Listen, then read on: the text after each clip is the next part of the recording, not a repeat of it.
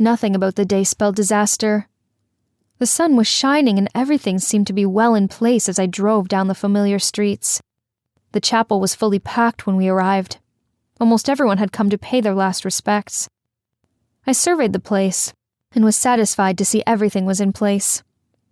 None of the others had been much help when it came to the burial preparation. I was the one that was left to shoulder the weight of everything. I didn't complain, though. I took it as a chance for me to reciprocate what he'd done for me. After all, he had fed me, clothed me, and put a roof over my head. The service was about to begin, and most people were already seated. I decided to sit on the opposite side. It didn't feel right sitting with the rest. It especially didn't feel right sitting next to Emma.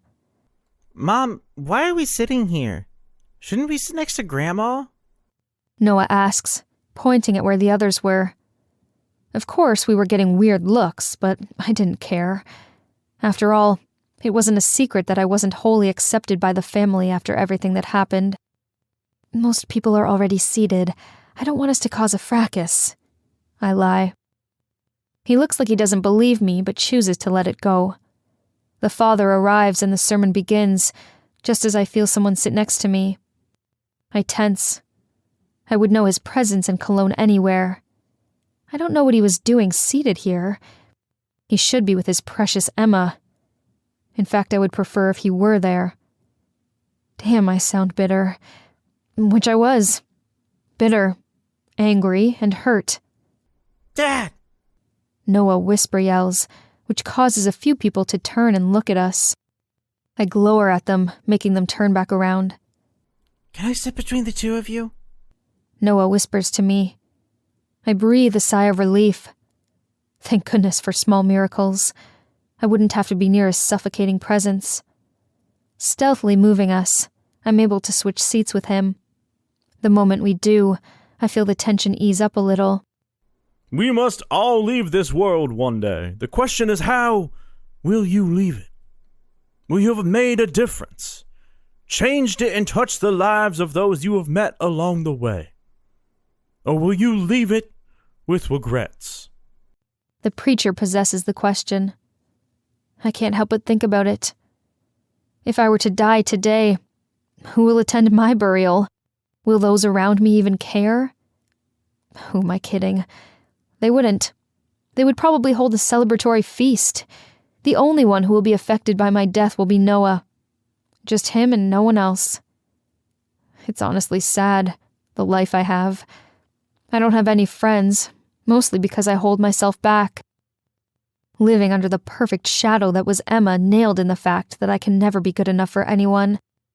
I wasn't as beautiful as she was, sexy as she was, smart as she was, loved as she was. I wasn't perfect as Emma was. I was nothing compared to her. Even now, when we're older, I'm still in her shadow. No one sees my pain or suffering. It's all about Emma. Her pain is bigger than mine. Her happiness is a priority over mine. She always comes first in everyone's mind, while I'm left chasing after leftovers of their affection. Mommy! Noah's voice pulls me out of my thoughts. It's then I realize that the service was over and everyone was leaving. Ava, you okay?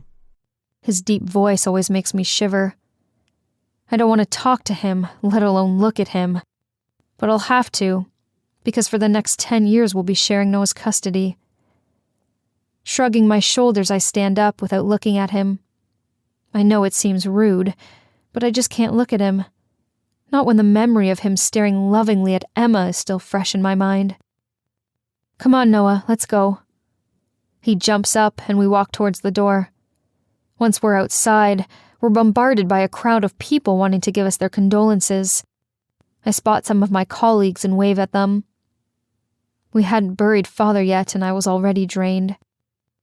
So you finally decided to show your face? Emma's bitter voice says behind me. I turn around to face her. Her face was blotchy, and her eyes were red and puffy, but she still looked like a freaking goddess. I sigh. I so didn't want to face her right now. Not now, Emma. Can we just bury Father first? She smiles, then leans in, so that I'm the only one that can hear her. We will bury him all right, but let me tell you that I am here to stay. You also took my family from me all those years ago, but no more. I plan to take everything back, including the man that was meant to be mine. She then steps aside and leaves, just as the preacher calls us to go back where the cemetery is. Noah looks between me and the departing back of my sister, but doesn't say anything. I'm left shocked at her words, but not really surprised. What she doesn't understand is that she doesn't have to take anything back because none of them were mine to begin with. The family she's talking about worships the ground she walks on. And Rowan? Rowan was and still is her man. Pushing down the pain that wanted to drown me, I lead Noah to the place that would be Father's final resting place. I stand a little distance from Mother, Emma, and Travis. They're huddled together. Looking at them and me, you would think that I was a stranger just attending the burial instead of part of them. Dust to dust, the preacher says as they lower Father's body to the ground. They then begin to cover his coffin with soil until he's completely buried. Mother's wails are the loudest as she begs for Father to come back to her. Emma and Travis both have silent tears running down their faces as they hold her in their arms. I comfort Noah, hugging him as he cries beside me. Seeing him like this brings tears to my eyes. I hate seeing him in pain. I wipe my tears away. I need to be strong for him. He needs me now. Once again, people flood us to offer their condolences. I accept them mindlessly. It was like I was there, but wasn't at the same time. By the time I come out of it, most people were already dispersed. Ma, there's Pa and Ma. He drags me, pointing to Rowan's parents. They were there with Rowan and his twin brother, Gabriel. I stand awkwardly as he greets them. They look at me in passing but don't say anything. We both know that I wasn't their choice for their son. Can I get snacks with them? Noah asks and I nod. He hasn't eaten in hours, so he was hungry. Once they leave, we're left standing awkwardly beside each other. Now that his focus wasn't occupied by Noah, it was solely on Emma, who was standing a few feet from us. I was about to excuse myself when I hear a screeching of tires.